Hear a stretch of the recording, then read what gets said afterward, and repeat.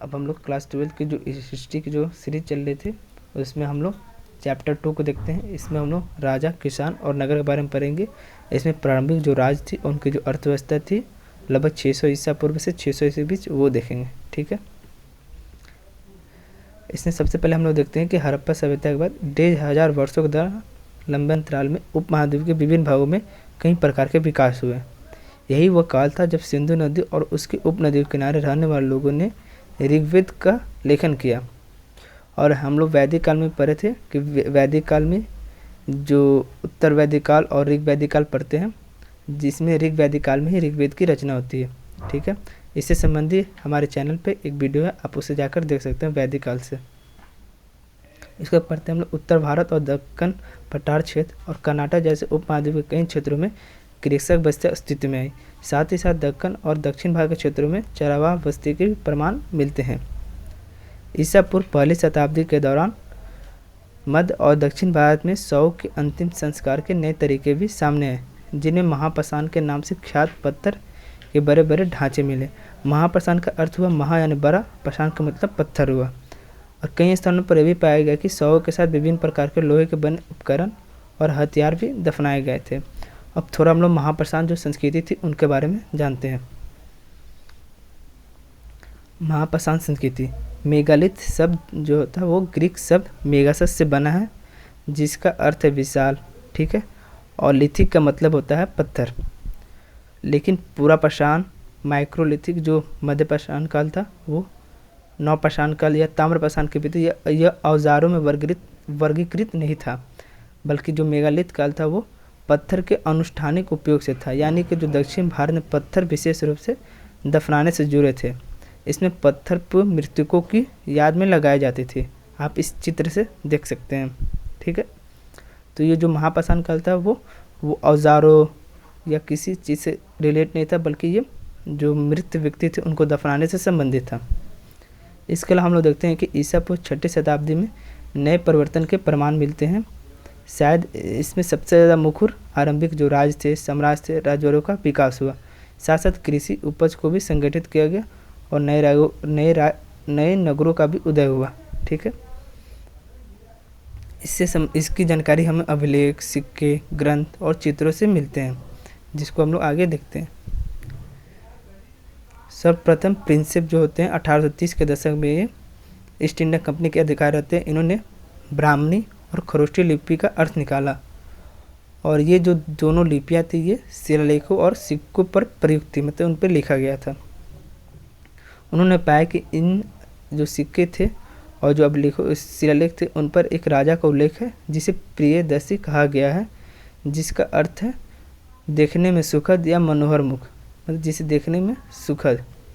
अच्छा, ठीक है, वहाँ कुछ और शिलालेख थे जिनमें राजा का नाम अशोक के रूप में संदर्भित किया गया है। ठीक है, जो बौद्ध ग्रंथों से ज्ञात होता है कि यह सबसे प्रसिद्ध शासक था अशोक, जिसका मौर्य साम्राज्य से संबंधित है। आगे हम लोग मौर्य साम्राज्य के बारे में देखेंगे। ठीक है, हम लोग शिलालेख क्या है, तो जो शिलालेख होते थे वो पत्थर, धातु, मिट्टी के बर्तन जैसे कठोर सतहों पर उकेरे होते थे। तो जो सबसे पहले शिलालेख लिखे गए वो प्राकृत में थे, जो आम लोगों द्वारा इस्तेमाल की जाती थी। प्राकृत ग्रंथों और शिलालेखों से ज्ञात अजातशत्रु और अशोक जैसे नाम मिलते हैं जो प्राकृत में लिखे गए थे। इसके बाद इस प्राकृत के अलावा पाली, तमिल, संस्कृत जैसी भाषाओं को भी शब्द मिलने लगे इन शिलालेखों पर। आगे देखते हैं हम लोग सुलभ महाजनपद।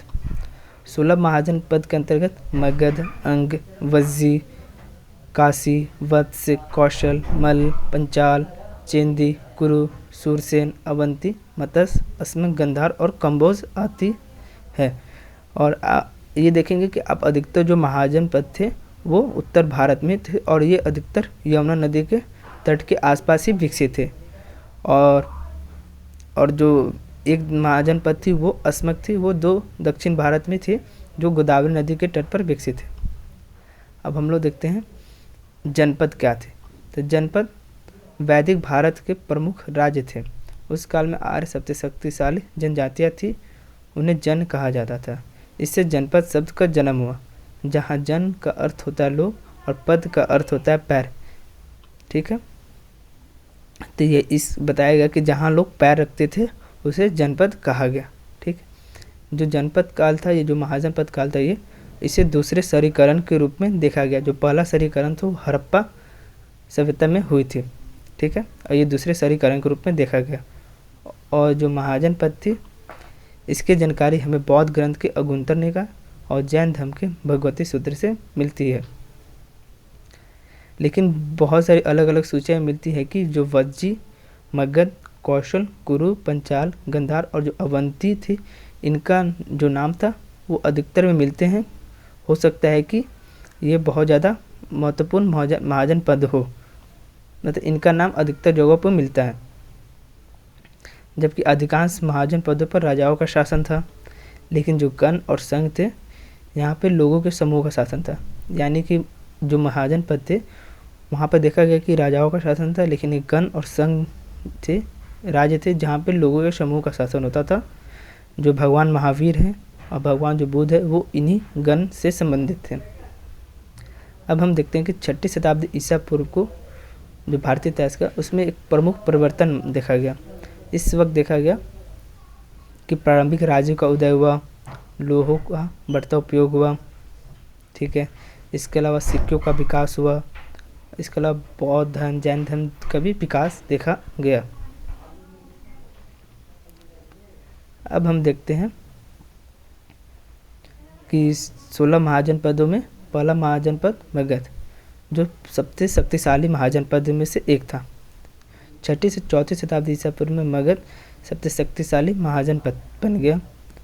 इसके शक्तिशाली होने के क्या क्या कारण थे? तो पहला था कि ये इसकी जो जहाँ बसी हुई थी मगध, वो नदी किनारे बसी हुई थी, जिस कारण यहाँ की जो मिट्टी थी वो बहुत ज़्यादा उपजाऊ थी, यहाँ पे कृषि बहुत अच्छे से होता था। तो पहला कारण शक्तिशाली होने का कृषि अधिशेष का उत्पादन, और इसके दूसरा कारण लोहे की खदानें, वर्तमान झारखंड, यानी उस वक्त जो मगध था वो पूरा बिहार, झारखंड, उड़ीसा, इन सब से मिलकर बना हुआ था। तो उनको लोहे की खदान थी, जिसके कारण हथियार भी उस वक्त बनने लगे थे। फिर देखा गया हाथी, तो उस वक्त जंगल में उपलब्ध थी, ये सेनाओं का महत्वपूर्ण अंग बन गया। साथ ही साथ गंगा और उसकी सहायक नदियाँ भी के कारण यहाँ पे जो संचार का जो माध्यम था वो नदी से होने लगा, जिसके कारण ये सस्ता भी होता था। ठीक है, तो जो व्यापार होता था वो इन नदियों और के माध्यम से होने लगा। ठीक है, फिर आगे देखते हैं कि मगध के बारे में जो बौद्ध धर्म और जैन धर्म के लेखों में मिलता है, वो बताते हैं कि इसकी शक्तिशाली होने के कारण यहाँ के जो महत्वाकांक्षी राजाएं रहे हैं वो है, जैसे बिंबिसार, अजातशत्रु, महापद्मनंद, और उनसे संबंधित जो उनके मंत्री थे, जो उनकी नीतियों को लागू करते थे। तो कुछ जो बौद्ध धर्म और जैन धर्म के जो लेखक थे वो बताते हैं कि मगध के शक्तिशाली होने के कारण यहाँ के शासक और उनके मंत्रियों के कारण थे। मगध, जिसकी प्रथम राजधानी राजगीर रहती है, वर्तमान बिहार में स्थित है। इसका वर्तमान बिहार में स्थित है। राजगीर का प्राकृत नाम है। पुराने इसका जो राजगिरी है, इसका अर्थ है राजा का घर। 4वीं शताब्दी ईसा पूर्व में राजधानी को पाटलिपुत्र, वर्तमान पटना में स्थानांतरित कर दिया गया, जहाँ गंगा किनारे है, संचार का मार्ग बन गया। तो इस प्रकार हमने देखा कि कैसे 6ठी शताब्दी ईसा पूर्व से क्या क्या परिवर्तन होते हैं। फिर महाजनपद के बारे में देखा। नेक्स्ट वीडियो में हम लोग इसके आगे के बारे में देखेंगे, मौर्य साम्राज्य, गुप्त साम्राज्य, इन सब के बारे में देखेंगे। Thanks for watching. Please like, subscribe and share.